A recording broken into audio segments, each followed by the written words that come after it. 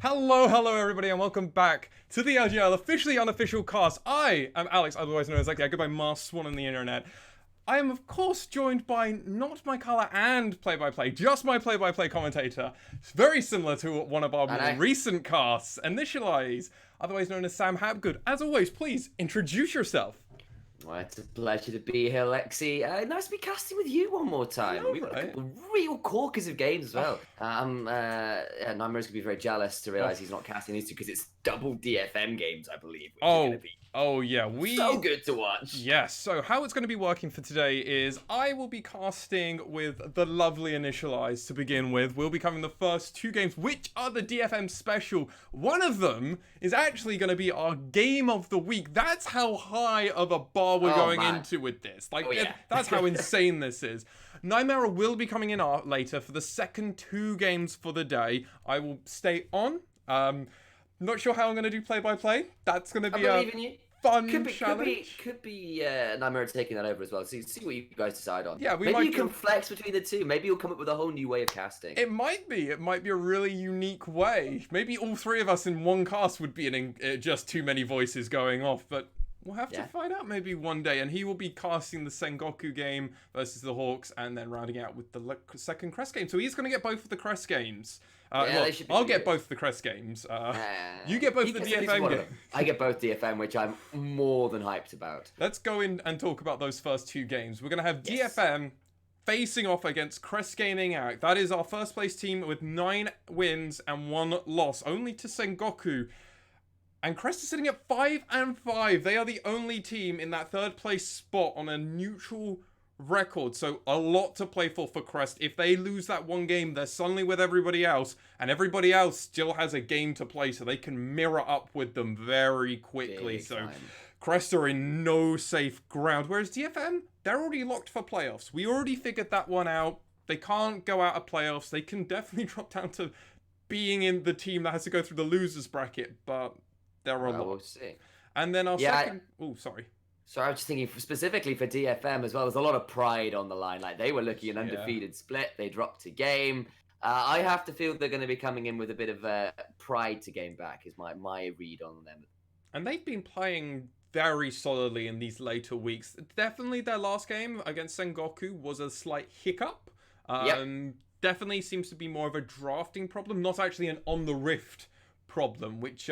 is normally an easier problem to actually facilitate as opposed to potentially the problem that Crest have been having where their drafts have been going reasonably fine. It's more of a on-the-rift communication, jungle-esque problem, some would say, especially Nightmare, as on our podcast, episode 5, which you can find out on YouTube and all major streaming platforms. Plug number one. Just the first one. Oh, just the first. But then our second game is going to be DFM versus the Fukuoka SoftBank Hawks Gaming. Now, the Hawks are one of these five teams that are sitting on that 4-6 record. And the first one's to show. And they're against the number 1 team. I'm hesitant for the Hawks. Somewhat optimistic, because you've got to remain optimistic for every team here. Every win is definitely worth playing for, but this is going to be an uphill battle for them. Yeah, I completely agree with you. It's going to be difficult. I think a lot of these teams towards the bottom of the standing got to feel a little bit under the pressure with how little time there is left before playoffs are locked, right? It's these 2 days. This is what they've got left. And anything that goes wrong could be it. And no team really has an easy one because they're all basically sitting against, especially these bottom teams. So you've got someone like Burning Core and V3 who this week are only playing against bottom teams, but they're all tied. So it's literally just as much to play for, if not more, because if you punch up and you get that win, well, that's a great one. The higher guys don't really take a huge hit if you're like DFM or maybe Sengoku, but these lower level teams, you're literally fighting for everything. So Burning Core and V3 arguably are fighting for more than less, and it's the end. It's last 4 games to play for. 2 games today, 2 games tomorrow. It's going to be immense. Yeah. So much to gain, so much to lose. DFM have little to lose but pride at this point. So it's that kind of additional pressure on these teams. It's going to be hella exciting to watch. And it really does show how important it is doing well in the earlier season. DFM went on like a 6-win streak. No, they went on a 9-win streak until their loss. So like picking up these early season wins really paying off for DFM, where some of the teams were having hiccups and they weren't looking anywhere near as consistent as them. No. Well, with that in mind, I think it's about time for us to really go into that very quick where we think the match is going to be hugely contested for our first game of DFM versus Crest. For me, it's going to be this jungle. I am really excited to see Yoshi versus Steel. It's a matchup we have seen before. DFM have always come out on top. I'm kind of expecting a repeat, really. I think this is just a place where Crest just have to really rely on that mid-jungle duo, but then it's Yoshi and Arya, as opposed to Seros and Steel, which we have seen countless times just win against basically every other duo. I mean, even in their loss, right, Seros was still doing really well in terms of the CS, in terms of his damage output, and his Ziggs was pretty immense, even though it was kind of against a very stacked Ezreal with Infernal Soul and Elder Drake on top of it. Like, you don't really get much stronger than that as a champion. No. But yes, I think Yoshi has had better games in week 5. He looked a little bit more proactive. He looked a little less quiet in the early game, which is good to see. Yep. It wasn't enough to net them wins. And, there were still issues in terms of Gango and Arya finding full ways to carry sort of towards the later end of the game, particularly Gango hit a point where he was just down in levels, down a lot of gold. He was playing the no CS Senna strat, which was fine, but he was just getting detonated every time we tried to step up to a fight. So there are rooms for Crest Gaming. They have been improving. I don't know whether it's going to be enough to take down DFM, and assuming DFM don't kind of decide to go for a draft that puts them into a bit of a difficult position, and then on top of that rake them very risky call to trade Infernal Soul for Baron. Yep. That is a high risk call with a high risk comp, and it didn't pay off for them. So assuming they don't hit that stage, I still give the favor to DFM. Yes, I would 100% agree. I think if they just draft a tiny bit more initiation, personally, I don't think DFM can be beaten. Ooh, okay. I mean, they're very good. I can see that. I can see that route. I genuinely believe the only problems when they've had it against Sengoku and the Jesters, because I think the Jesters game really did emphasize that point, and DFM's just better map awareness and playing around the map basically got them that win. I think that game against the Rascal Jesters, their first game against the Rascal Jesters, where the Jesters are able to just kind of go, pick all the good stuff, and then they have no initiation outside of Syndra, really. Yeah. I think if DFM start drafting a tiny bit of initiation, either from jungle or support, I don't think they need to go really heavy into it, or if somehow Ebby is allowed to get on Ornn. I would love to see Ebby's Ornn, because I don't think he's played it yet. I don't think he's ever been allowed it, so... Probably for a good reason, right? I think that Ornn ult would never miss, and it would always hit 4 people, like when he does it with Gnar. So and I think there's been a fair amount of priority on getting Utapon things like Aphelios. So I when they have had first pick opportunities, they've gone towards that, which is a reasonable choice. So. Well, with that in mind, let's see how this pick and ban phase go. And as we are a blast from the past, I will count us quickly in. So in 3, 2, 1, let's get into this pick and ban phase. Yes, and it's a pleasure to have you here with me, casting this pretty high-key matchup. Crest Gaming Actor on the blue side today, and they'll have Nap in the top lane. It'll be Yoshi in the jungle, Arya in the mid, and Gango as bot lane, with Grendel his support. And for DFM, okay, brain had to restart halfway through it, because everybody knew it so much. We've got Evie in the top lane, Steel in the jungle, Seros, the Emperor, in the mid lane, Utapon as their carry, and Gang as the support. And the bans coming through are no surprises to anybody. It's Olaf and Heimerdinger alongside that Yumi taken away by Crest Gaming Act. And then it's Senna and Ornn taken away by DFM. And of course, they are huge first pick options. So very standard bans that we've been seeing. Everybody having to use one of their token bans on this Heimerdinger, because everybody knows if you can't beat it, or you haven't figured out the strategy to beat it, you can't let it through. We've seen it be let through once or twice before, and it's never gone well. But I do like the Ornn ban against Nap. Nap has been shown to just be one of these players that you just can't beat when he's on a jungler top laner that lets him go AFK. Yeah, he has played a lot of those things. Like the Cho'Gath was hovered there for a minute. Yeah. So well, has played a lot of those sort of beefier frontline champions with even then still with a fair amount of agency in their kits. And he normally does quite well with that. Does some really good teleports. See what DFM think to go for as their first pick, because of course Nap went towards the Set, which is another one of those not dissimilar champions. A little bit more aggressive perhaps, but it's the Jarvan locked in for steal. I like the Set pick over the Cho'Gath. I think the Cho'Gath insta-lock is a little bit aggressive. I think I think you're locking yourself or asking for Ebby just to counter-pick you. And when it's Ebby, you're saying, go, counter-pick me. I know Nap's good on his Cho'Gath. We've all seen the Cho'Gath do very good things for CGA. Against Ebby, though, we've seen Ebby on Set as well, just proxy farm against an Ornn. So wow, indeed. Yeah, he's done some fairly disgusting things on that champion. It was the Aphelios locked in for Utapon, but Yoshi's gone towards this Kalista.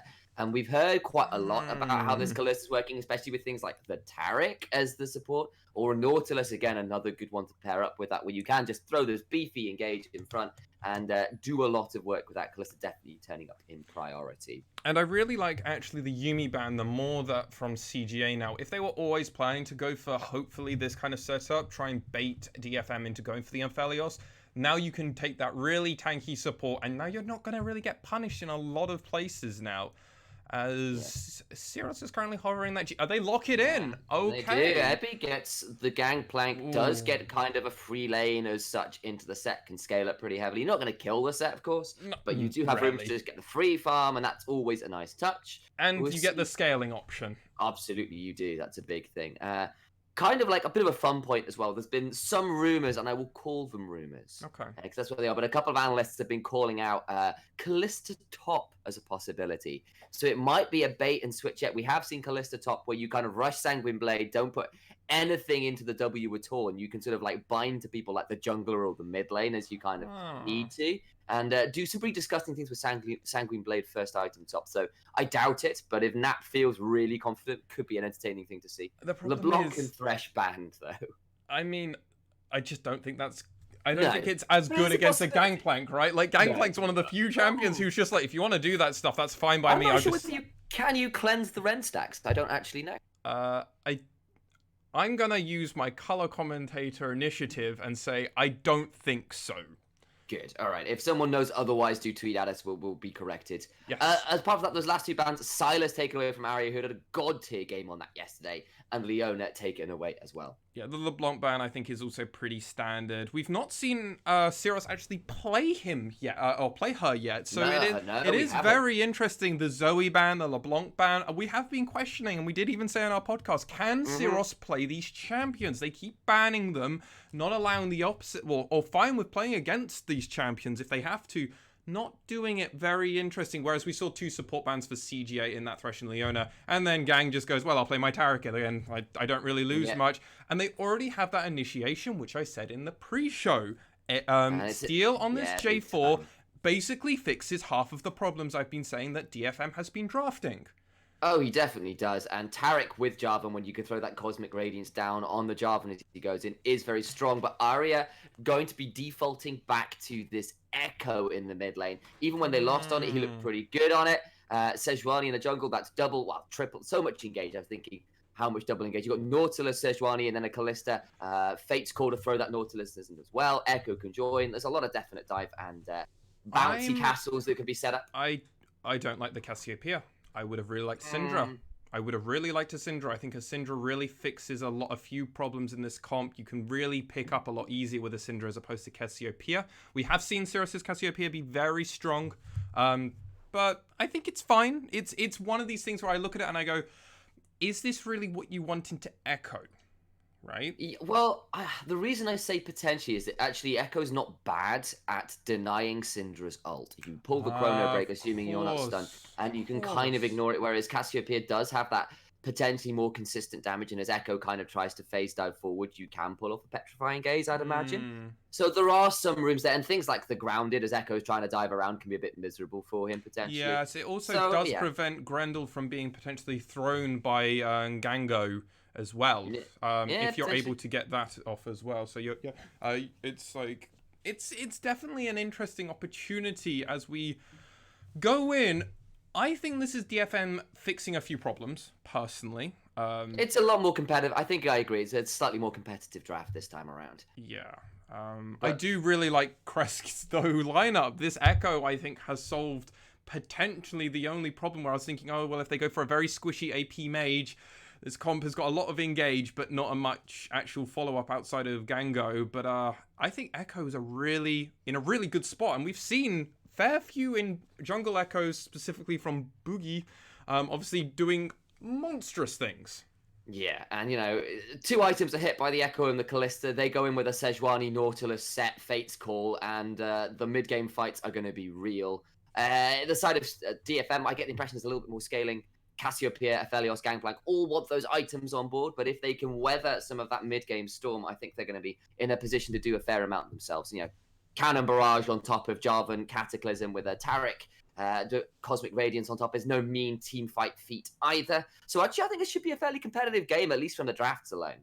Yes, it's definitely left the drafts far more competitive than potentially what we have seen from some of the DFM drafts, where they draft themselves almost into this always super scaling composition, which has very limited engage to potentially none, where they're just stronger, but they can't actually get the strength to transition into a team fight because they have no team fight. They just want to do 1v1 fights the whole way through. Which lane are you going to... Having seen these drafts, having seen these lanes, where do you expect the pressure to be early from both of these teams? I'm expecting the mid lane to potentially be something pre-6. Once 6 Could is... definitely be volatile, I agree. Yeah. Once 6 is hit, it almost becomes just a farming lane, personally, and a roaming lane. Then I assume after 6 is hit, these bot lanes are going to be Fight City, Dragon as well. We've seen that these teams both like to somewhat prioritize getting Dragon, so I think there might be a bit of contention over there. I think it's important as well to get a bit of a fight over the Dragon, because we've seen when you get these Dragon Souls, the percentage of winning the game, I think we've only seen one team not win with the Dragon Soul. Yeah, that is pretty huge. I think we saw Sengoku lose to DFM in their first game. That was about it from my memory anyway. I'd have to go over and look at things, but that is how powerful those souls can be. Oh, I think the Sengoku versus V3. Oh no, V3 eventually did get them. Did just about. Did just about. Either way, currently looking at a little bit of contention. Nautilus in that bush trying to get forward, gets the root down from his passive, but nothing more from that. In the mid lane, though, we're seeing Seros kind of abuse the range advantage with his Twin Fangs, trying to sort of abuse that level 1 power spike that Caspia can sort of do with the Twin Fangs. Got a little bit of a CS lead right now, but Echo now diving in to claim as much of the wave as he can. As we can see, bot lane, bot lane's got a massive being zoned out as well as. It's interesting. I'm also having a quick glance at the runes as we get to see the players' runes pop up on screen. I'm just trying to see if there's anything particularly interesting. I do really like that Arya has... Never mind. Arya does get ganked there, has to burn the flash. Steel just walks up and flags and drags him for a flash. That's an easy gank. So we have seen that's an easy gank, and that's an easy way to get a flash off quickly. Now there's that kill pressure that I did hint towards pre-6. When Echo is extremely volatile... Whoa! Okay, that's... Speaking of kill pressure, Arya's in trouble. Hasn't got flash, hasn't got the parallel conversion. Flashes for it. First blood for Seros. The flash was burned, and Seros gratefully picks that up. That's just sad for Arya. Oh my god, that's so sad. As we can see Yoshi trying to figure out a pathing route, as we do get the TP from Arya coming in. Where's he? I don't think Yoshi has the kill potential, because Seros is hugging that top lane where Steel is waiting. As well. Yeah, it's not like it's even that hard job, and so he's going to help him push out as well for that back as well, just to make sure he doesn't get ganked by the Sejuani coming up from River. Clean stuff from DFM. We knew Seros kind of had it in him. We've seen him default towards that Cassiopeia of late, and he's looked good on it once again. He has looked so good on it, as bot lane has now been able to kind of gain back the same kind of CS that was a little bit in the way of CGA. As well as also this top lane has basically evened itself out. So we've got a pretty even game so far. Just the first blood going over the Cassiopeia, and it was completely over to just Seros. Steel didn't get an assist because a bit too much time had gone over, but that's potentially what DFM actually would have loved to always have. Yeah. Dazzle's going to come down onto Gren. It'll be a little bit of a trade, but I'm not actually too much to say that. The teleport's coming through. That's it's going to be a bit more than that. DFM Utapon throws down the barrier, and Nap is here looking to get on and flash for the face breaker, but Steel is quick flash pressuring from by these just ones. being there. Yeah, big time. It was the flash from that, but it means the flash has to be burnt from you to And TP. Big time. Yeah, This is that is Ebby huge just heal from Gang. free farming and has frozen the wave up top lane, and now they're trying to find an objective to get. The problem is he came down a bit too early, so now they've got over 15 seconds still to wait for this Infernal, and Nap has to recall back because he's just losing so much experience and gold. He is. Steel's going to try and get that. He does get it, and Yoshi's now in a bit of trouble. Managed to Arctic Assault over the wall before the Graviton Q comes through, so is safe. Just trying to get some pressure down there. It's not going to amount to all that much. Ebby did break the freeze in the end because they need to push out, but that's going to be a lot of minions that have been denied to the side of Nap, I assume. Yeah, and you can already just see the CS advantage that Ebby was able to gain over that. Yoshi is going to potentially be able to pick up this dragon with the help of Aria and Grendel coming down to offer moral support more than damage, I think. Well, yeah, they're here, and that does mean that the first Drake does go over to the side of Yoshi and CGA, so that's good for them, even if the first blood gold does mean that DFM are up about 500 right now. Seros could be in trouble, though, does get the parallel conversion on him, has burnt the cleanse, has got to be really careful. They might well get this. There's the Chrono Break as well. That's good work from the mid-jungle duo of CGA turning around that mid lane.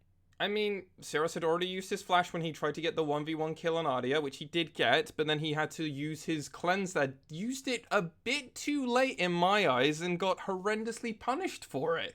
That was rather save it. Poor because he just let Yoshi walk all the way up slowly to just hit him. And I hate to use a Snash reference. It would be enough damage, and it was. Yeah, and at the same time, if he had immediately cleansed, got out of the Echo Stun, and then walked off, he wouldn't have died. He wouldn't have died. Yoshi would have at least had to use his flash, which you're more okay with that trade in the grand scale of things.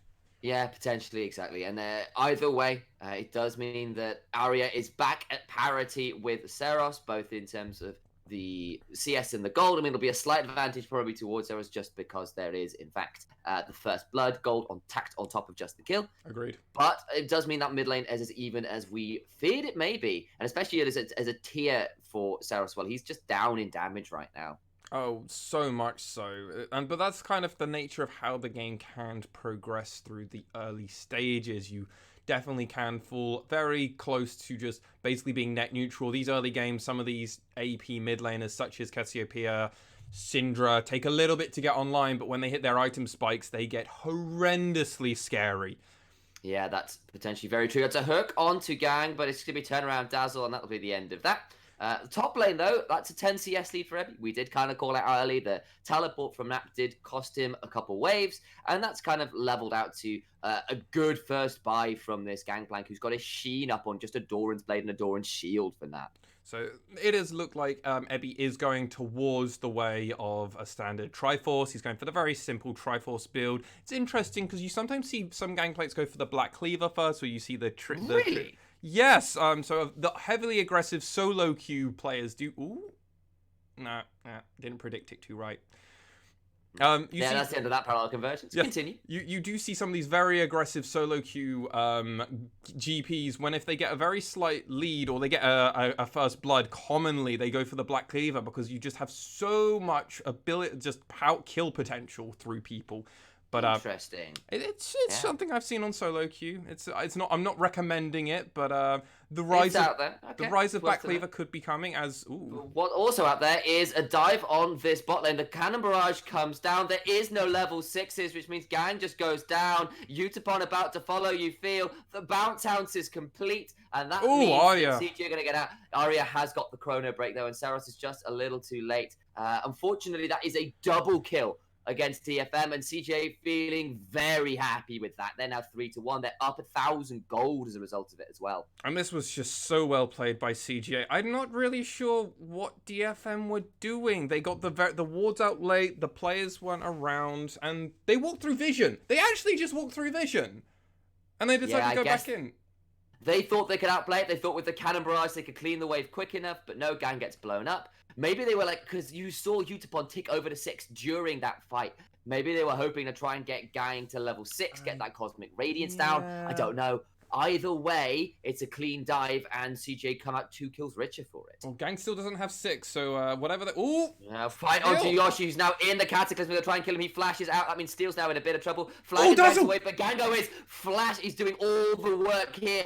Got all the Ren stacks trying to get in. That's a decent showstopper in the backline with a big haymaker. But he does go down. Went too far, and now the level 6 is here. Utapon survives. The Cosmic is close. So clutch. And DFM are turning this around. It looks fantastic. Aria goes in and flashes onto Gang. At least gets 1 back for the side of CGA. Wow, what a crazy team fight. That's 3 for 1, only losing the support of Gang.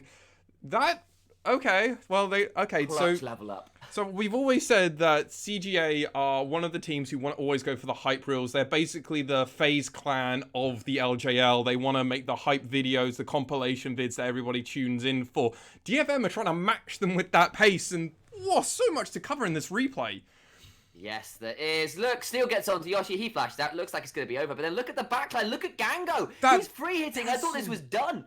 That dazzle by Gang just there, the Showmaker coming out, really does zone a lot of the team and hits a lot of damage. But as you can see, Ebby's still at the top. He's preventing CGA from really escaping effectively. And then the dazzle comes out, secures the kill here, and then Yoshi has to basically use her Q to get out. But Aria able to get something out. Well played by Aria there to at least get CGA something through that horrendous fight that happened.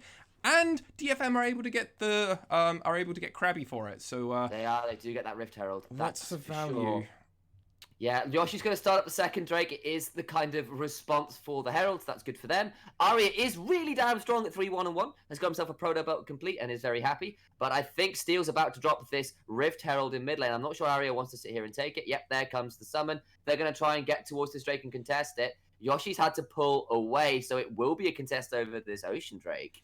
I really like this pressure that DFM has figured out. Both Crest and DFM, as I said earlier, love to fight around these dragons. They do realize the priority you need to give for dragons, because it is how a lot of these games are ultimately decided, especially when it's... Hook onto Ebby, who's now in a bit of trouble. Flashes out, steals here. Cannon Barrage is down, and that'll be the end of that, but it is flash burn for Ebby. He used flash, and then he I believe it's GP's E for the...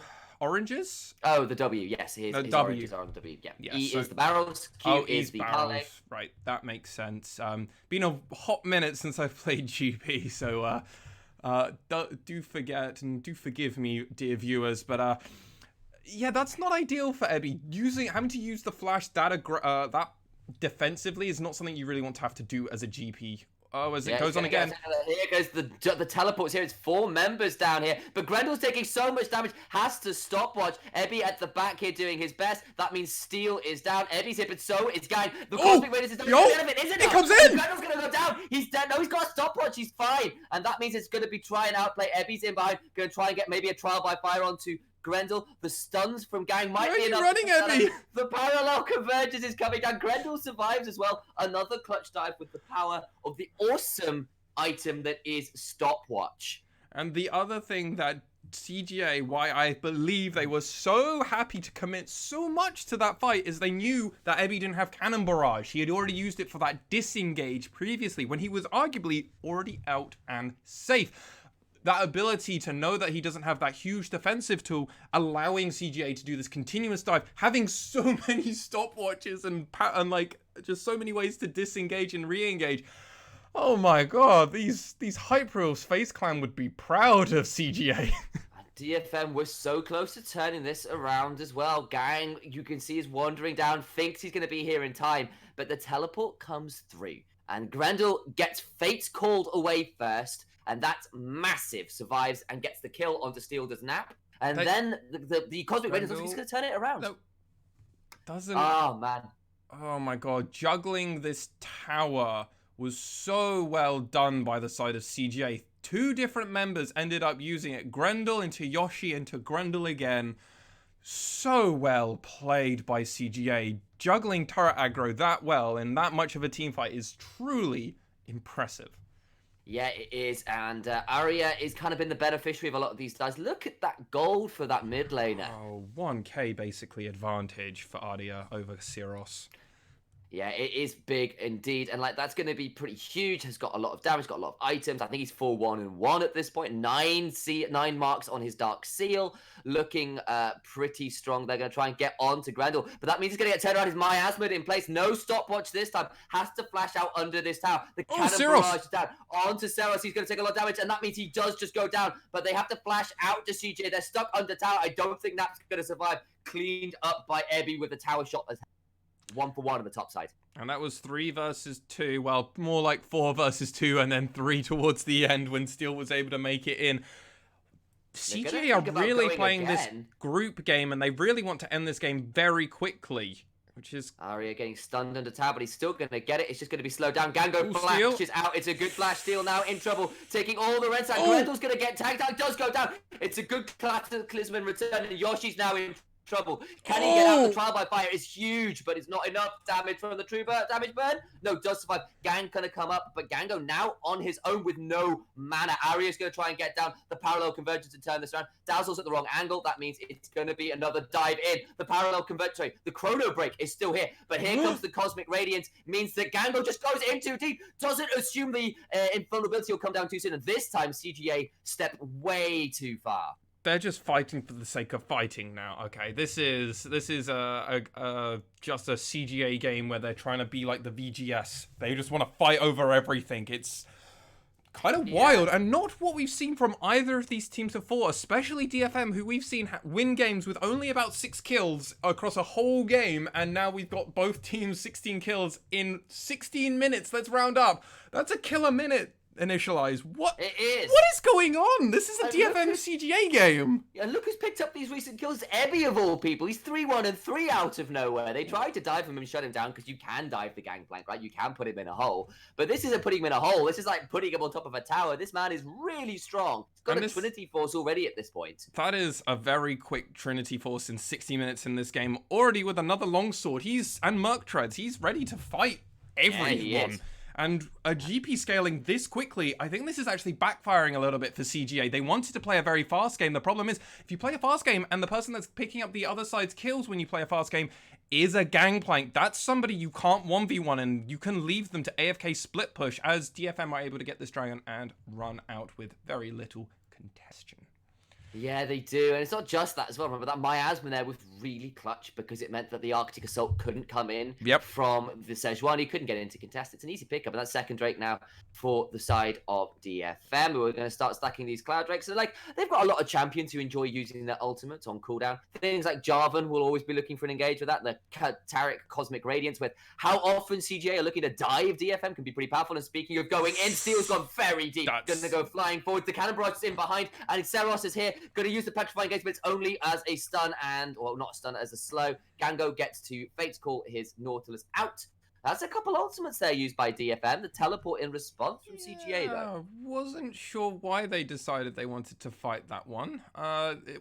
It's like they can pick up a kill. Like, the DFM are normally a team where they'll pick up a kill and they'll only try and use 1 ult at most. We saw 3 ults come out there for the sake of a pickup, not even on a jungler, on a support. Yeah. I guess they were thinking about trying to get the pickup because the Herald was spawning, looked to want to have pressure around. That would be my guess. And then, mid turret is also pretty low, so if they did get the pick there, could potentially have rotated around to take that mid turret. But alas, no pick, with no ultimates down, no ultimates available rather, it means that CGA can just take up this Rift Herald. Yes, and CGA, they only had 2 ults down through all of that, and one of those is a defensive ult anyway, so it's not even a big pressure to them, as CGA do pick up another tower. There isn't a tower advantage currently in the way for CGA now for 2-for-1 towers.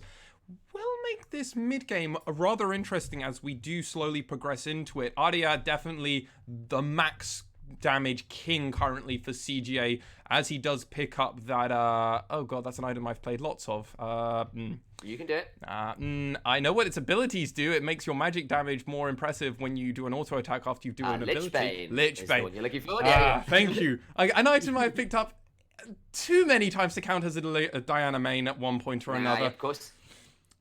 Very depressing. As we are now getting into this mid-game point, Dragon's not going to be up for a very long time. Baron is up in a minute, but I would be very surprised as none of these teams have a hyper Dragon takedown in the early game.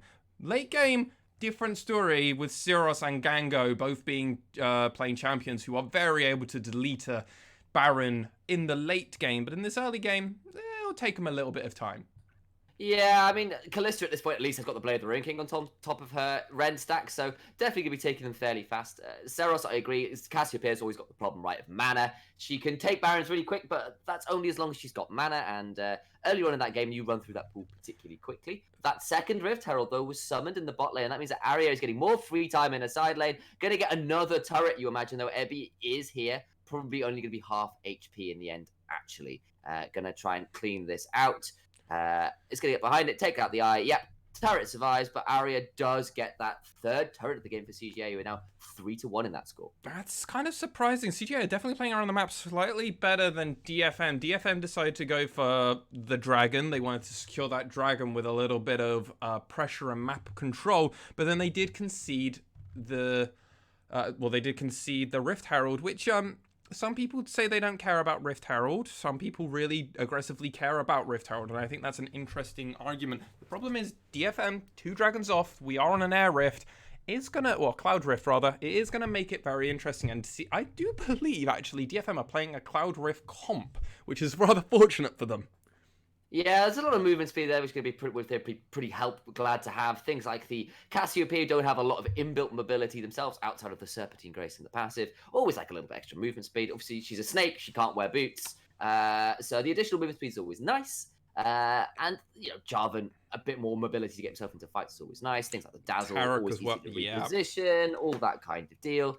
And actually, you know, you're saying CGA are moving around and playing these side lanes a little better. It has come to a particular lead in that mid lane where Arya's been able to play the side waves a lot more aggressively by himself. He's got himself 2-level advantage over Seros. Well. Has got a 50-odd CS lead. He's going in on Ebby with the chrono break, but Ebby just cleanses that away with the orange. It just takes his half his HP. But it means that the invade onto DFM's blue buff continues. And Arya very strong on this Echo.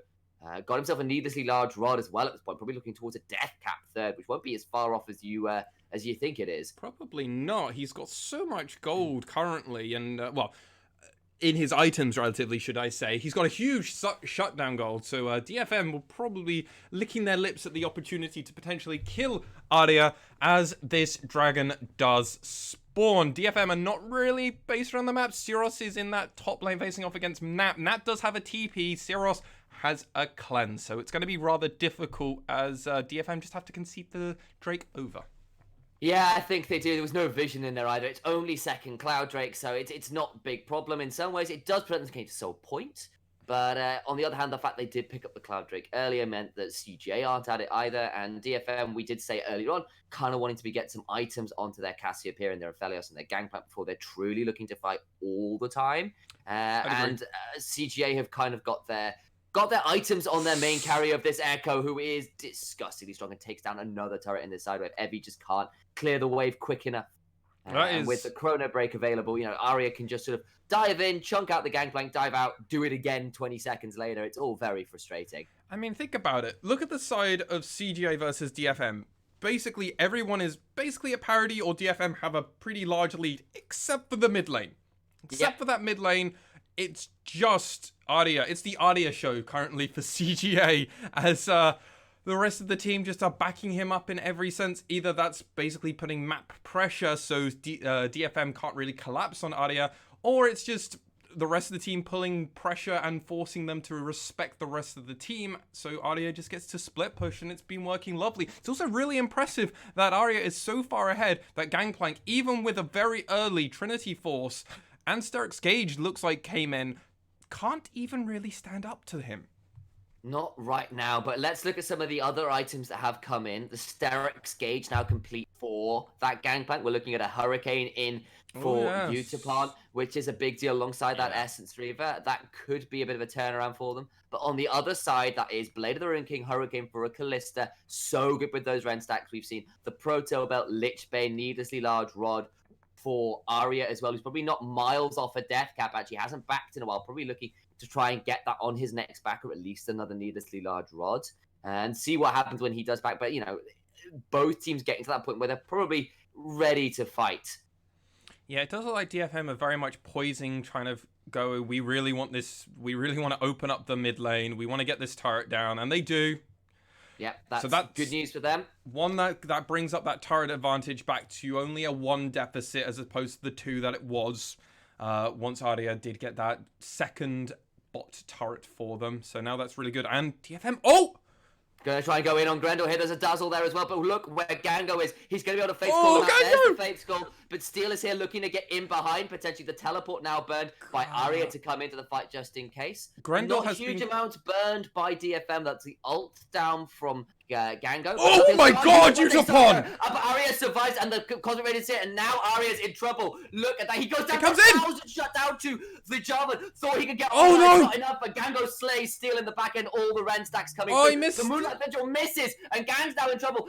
That's a double kill for this Callisto. He's going to flash forward. There's so much damage, can't even stop it. The Hurricane stacks are huge. Shut down onto the Ophelia. Seros desperately trying to run away. Does get 1, but he can't kill Nap, and that's an ace. No. An ace. No. Ebby's still alive. It's a 4.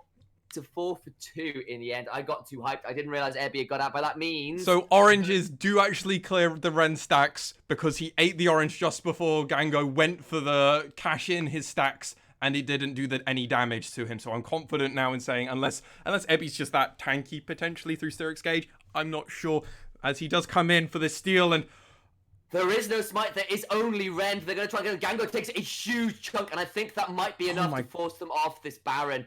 God. DFM breathed a sigh of relief. They thought they had that fight, right?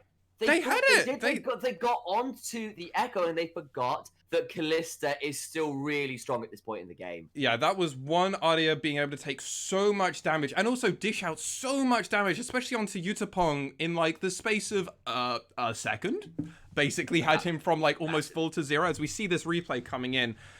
Grendel getting saved again by Gango. This is the second time that he's been able to do that, and that Callisto has been coming in hugely important, not using it for the offensive, which most people expected. It's the defensive that came in.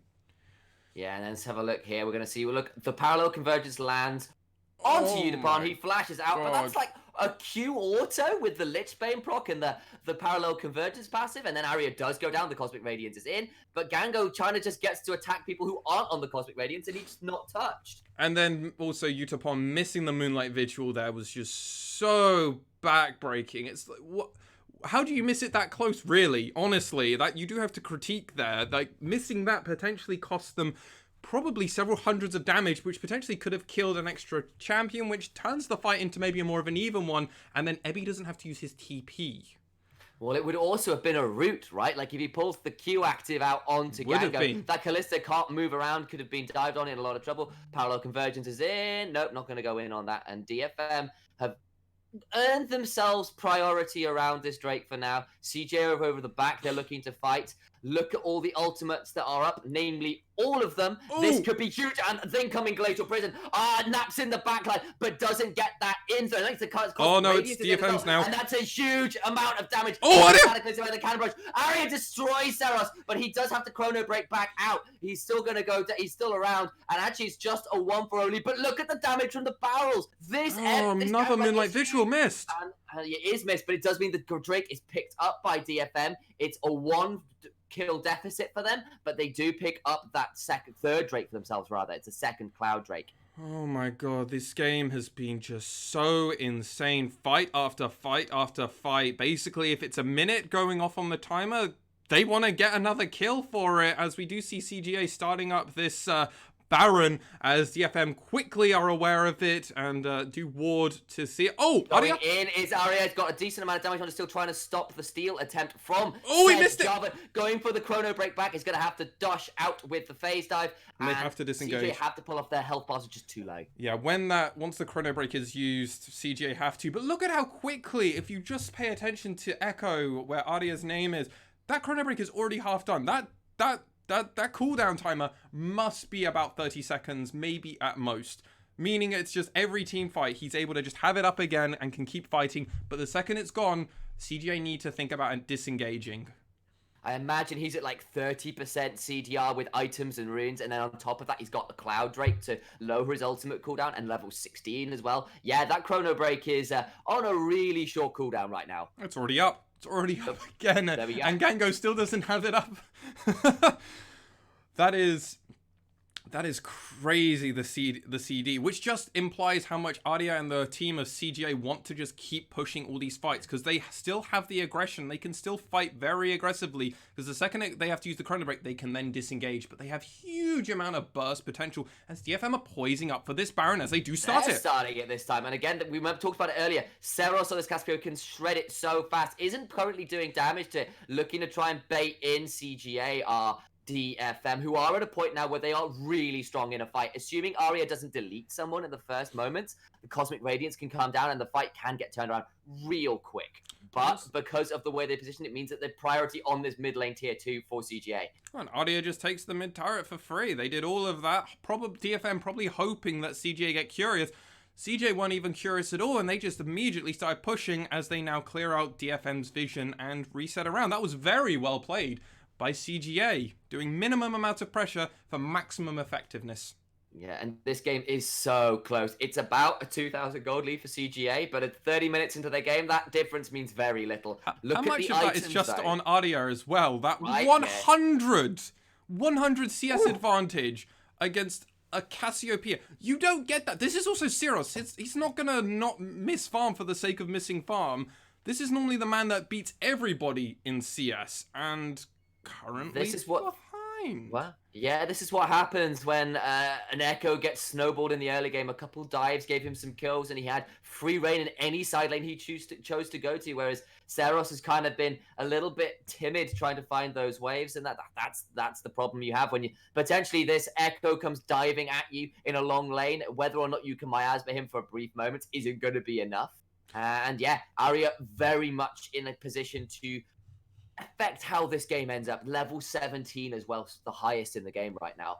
I want to just slow us down a little bit, as we are in a little bit of a rest mode, and we've got a minute 30 till I think the big fight is going to happen, and that's going to be Cloud, Drake, Point, potentially, or Sol for DFM if they get it. We've seen DFM steal it out from other people when they start it. We've seen Steel do literally live up to his namesake of stealing.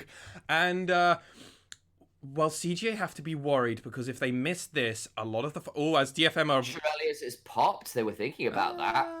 I think that Shirelius was a little bit aggressive. I think they probably wanted to keep it, but maybe they're trying to get this pressure around this Drake that I was talking about.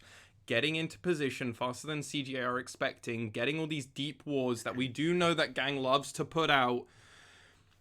What are CGA going to do? They have to respond, because they know this is a fight that DFM want. Because if they get it in how they want it, it's all over for CGA. Doesn't matter that they have this gold advantage. And Arya has so much of their gold as well. Yeah, it is huge. Again, Arya is so much of the gold. He's picked up Morellonomicon as well, which is not a bad buy at this point in the game. It's later on. Some of the healing from Utapon's Bloodlines will be pretty well stacked. Cassiopeia has a fair amount inherent in her kit with that. Also hurts oranges from Ebby. Yeah, it does. All that kind of thing. Either way, it's complete, and that's going to be ready. He's got the stopwatch on inventory, so he's very difficult to blow up. Yeah, the TPs are up. For Ebby. They've got to pick onto Gango, who's coming in, but the turbo... Arya's coming in from the back. Yeah, Utapon is going to get Cosmic Radiance. Arya is here, gets rooted down, but in comes again. That's Syros just 1v1s! He's got the nap in the river. He gets the 1v1, and now it's a 5v4, but Arya is still so strong. The Callista is still so strong.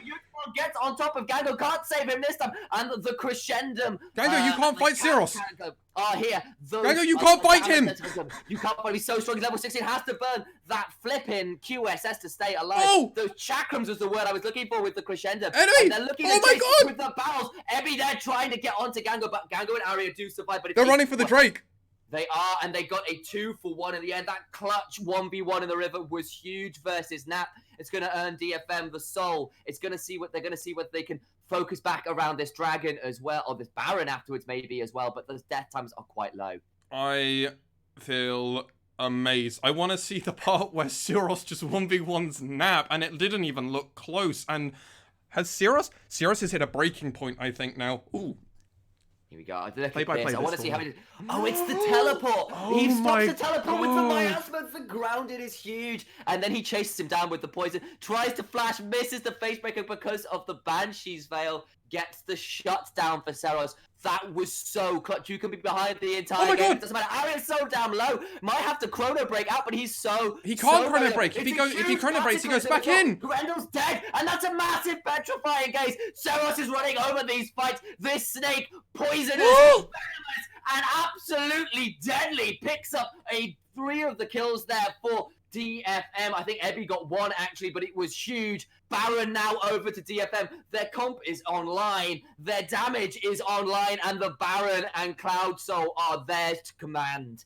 That huge problem that Arya had there was he was so low in the Baron pit. Going back in time just kills him. He just dies there. Even with the slight health that you do gain back, you're going into a suicide mode, and that's...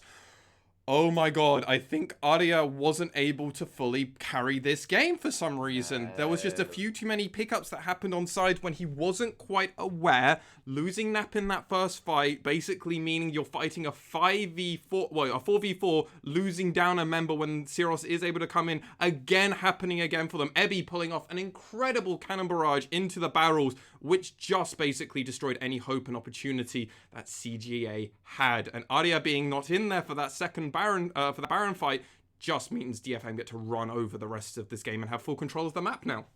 Yeah, exactly. They've got a big advantage right now. The Miasma there to stop the phase dive coming through. But Arya is hunting, and it's not like he is shy on damage at this point. There are so many team fights that could still go the way of CGA. But Arya has got to find an opening where the Cosmic Radiance is down, where the GAs are down, where the Banshee's Veils are down. It's getting harder and harder for this Echo to just go in on Purity. He's trying, has to burn the Chrono Break, and Utapon is low. But look at the healing! And Utapon's got a GA. He doesn't care. He's like, if you want to use everything to kill me, I'm okay with this, because if you kill me, you die.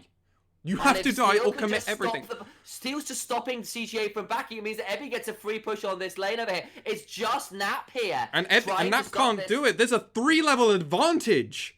Yeah, and like, look, the tower is already down to 2/3, and these cannon minions this late in the game are doing so much work to the tower. Gango's finally here. It's going to stop it, but it means it's another push in the mid lane for DFM. Going to bring this turret probably all the way down, never mind half the way down, and Ebby's bringing in another wave in the top lane. It's looking more and more like DFM, having broken the defenses, are going to take the inhibitors too. Yeah, and they take it. And now they're rotating around. They're just playing the very stand. We've seen DFM do this hundreds of times. He's going in again. Not too much gain that time. The Glacial Prism again wasn't huge, but the Steel Cataclysm is much bigger, and the Cosmic Radiance is down, and that means DFM are invulnerable for a little bit. Ebby has got the Sterex Gauge popped, and he's dead. But the Inhibitor's dead on the side, and it's just shut down. Gango dancing on the back line, but Grendel goes down to all the crescendum. CGA are out of their base, and DFM have their base. All of the Ninja Stars. They're just going to end. They're going to try and end. They're not back. Nap's having to back in his own damn jungle. Gango's back, but can he even walk forward? It's Nexus turret down. DFM are looking to end. The Dazzle just shy of landing on Nap. The Petrifying Gaze doesn't land him. It's that Gale for Arya to go in. He's going in on Gang. He's trying to get it. Does slay the turret, and he's going down. Seros now into the parallel convergence, just out. The Seraphs is just burned through in an instant by Arya, and Gango is hopping in the back and going to get Renz onto Seros, who stopwatches, but suddenly DFM, having looked for a death push, don't get it. CGA defend their base. Elder Dragon is up in 2 minutes. This game is just on a knife edge. You just thought DFM could end it there. They could have easily pushed those turrets in, get that mid inhib that was very safe for them, and then they could have reset back around and then pushed as a 5 unit with all this gold that they had just gotten with everything else, but they didn't, and they got punished, and punished hard, as we can see here. Walk me through this replay. How does Arya manage to get so much damage done? So Arya is now zoned out through that convergence, has to go back, and now he gets the Moonlight Vigil goes onto him. He's so low now. He's like, Syros vaguely looks at him, he dies. Utapon can vaguely look at him, he dies. So he pushes here. Convergence comes out. It's Utapon just doing very thing. Now we're going to fast forward. This is where DFM should reset. This is where they should reset.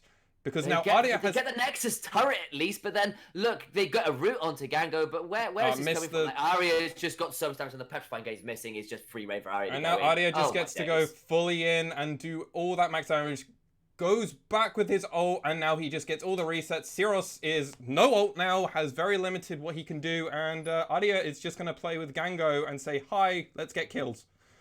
Yeah, and it is just huge. I mean, it's not over yet, but their base is in shambles, and they've got 2 waves of super minions pushing in. It gives a big map advantage to DFM, even if CGA have at least staunched the bleeding there. Look at that gold chip from about 2,000 up for the side of CGA to 3.5 up for DFM. That's a big shift, but, you know, it's still not absolute masses this late in the game because it's gone right back to even again. We're back to 300. Which is insane. 300 to 200 gold lead at this point in the game is nothing. That's basically getting a Krug camp at this rate now. Who cares about that? But the difference is DFM are going to be able to really starve out CGA because CGA have to focus on clearing these waves, which means DFM, when they're in this spot, we've seen them countless times in this spot, they can play around the map beautifully because they can force. They know how to force as CGA are trying to poise up for this Elder Drake because they know it's do or die. It is, and Arya's in the back here, but look at the Supermans, they're already into the base. They get a hook onto Steel, who pops the stone plate. The cannon barrage is in. Utapon's at the backline. Gango's gone diving forward. Arya's nowhere near them. Depth charge behind him. Arya is nowhere near, but it's a lot of damage in the backline. They heal big from the redemption. Gang goes down. Gango is in trouble. But the rest of the team is so low. They are so low, and Seros has mana and a death cap to his name at this point. Oh my god, a DFM special! They're going to do it again. Ebby does look like taking the last Nexus turret down. Can they get back? They're going to teleport in to try and end it. But Ebby's got so much damage. Can they even kill him in time? Naps here. Hasn't got his CC. Shut down onto the Echo. He can't get back. Look at the other side. DFM. Oh, all the minions. Minions. Ebby flashes away at the minions. DFM have done it. Teleport to win around the Elder Drake. DFM problem solve with their teleport backdoors one more time. Welcome back, everyone. I am Alex, otherwise known as Moss One on the internet. I am still joined by Initialize Sam Hapgood. We're back on the desk. What a game! That is 2 times now that we've seen CGA do this. Well, no, DFM do this rather against another team. Whoa. First we saw it against the Jesters. Now we've seen it against CGA. What a game! What an end! DFM love a good TP rush when they know they push the minions. They know they force their opponents into a really awkward spot. And they were probably thinking about this 2 minutes ago after that reset that happened after they died. Phenomenally played by DFM there. Commiserations to Arya, who was all over the place. Yeah, I mean, that early game, some of the dives that CGA pulled off, as aggressive as they were, got them a big lead. They went... You know, 2/3 of them went great, 1/3 of them didn't. And that kind of meant that maybe DFM got a bit more gold than they could have done. Meant that the gold lead wasn't snowballed as far as CG would have liked. But the gold on that Echo was so ginormous. That gold lead, particularly over the Cassiopeia in the early stages of the games, was massive. Yeah, and Arya was very close to carrying that game. Arya was, but I think the big problem, as I'm just showing the replay from that last team fight, Arya takes a good 15 seconds to really get into this last team fight, which just really hurts the side of CGA because they're missing so much of their damage early on. DFM, while Ebby is trying to TPing back, they're just stopping people from basically recalling, and they know Nap isn't going to be able to stop Ebby, especially with all the minions that he does have, and just gets to take that game away. Yeah, and it's not just that as well. It's the fact that, you know, there was a scaling edge probably to the side of DFM in their team fight when you've got Cosmic Radiance is so huge later on to these stages when Echo's trying to dive in and some of this damage can be invalidated. You've got a Cassiopeia who doesn't need to build boots, gets to build 6 full items as the game goes on. You've got an Aphelios who is really strong. And it's not like Callista's entirely weak. And you saw towards the late stage of the game, those mid-game fights from Gango were pretty amazing. He was hopping all over the place. They were. But, the Aphelios damage when he can build full crit is huge. Gangplank got to an infinity edge by the time that was done, and that was a massive deal. And Nap, I guess, was just struggling in some ways to be as relevant in the later game fights. Yes. And Arya and Gango just weren't quite enough. Well, and actually, honestly, even with the Fates call, look at Grendel's scoreline. Like, he was still getting picked up despite that safety that was offered by the Callista. It was a better game by Yoshi again, but Grendel, I still have to go... Not entirely sure on some of those. Yeah, Grendel was getting caught out in a lot of random spots. Does make it very awkward for the team. And also, I would argue to say this might have been Nap's least impactful game. And it does raise a few question marks. That said, while there was a few good ults, didn't seem to have the best kind of combos coming out. Does make questions, but was still not horribly played, just not the impact that we have seen from Sunset players in the LJL. Yeah, go ahead. Yeah, I will also say, I mean, it's probably relevant going into the next game as well. I think Exactly. DFM have got to be wiping their brow a little bit there. They pulled it out with some clutch team fights, with some good late game decision making and some scaling. But some of those early tower dives where they thought they could outplay didn't work out number of times. And yes, they nearly got the outplay, but they didn't. And also in some of those mid-game fights when they were aggressively looking for things and the Cosmic Radiance runs out and then Arya re-engages, were a little bit hard for them. And I got to ask some questions about, were they just a little too cocky about their chances and potential to outplay in some of those fights? Not that I want to knock confidence, right? That's important. No, obviously. But on the other side, it nearly cost them the game here. So there are a couple question marks, and a couple other teams are going to be saying, CGA nearly pulled that off with some dive combos versus that bot lane and the top lane there. Maybe we can do something the same. Yes, and that second game that DFM are going to be playing is going to be against the Fukuoka SoftBank Hawks, who is a team who has been shown if you give them a slight lead, which CGA had, they will run at you with everything, and they are one of the scariest teams in the LJL once ahead. But we will come up with our predictions and our thoughts right after this break. See you very shortly.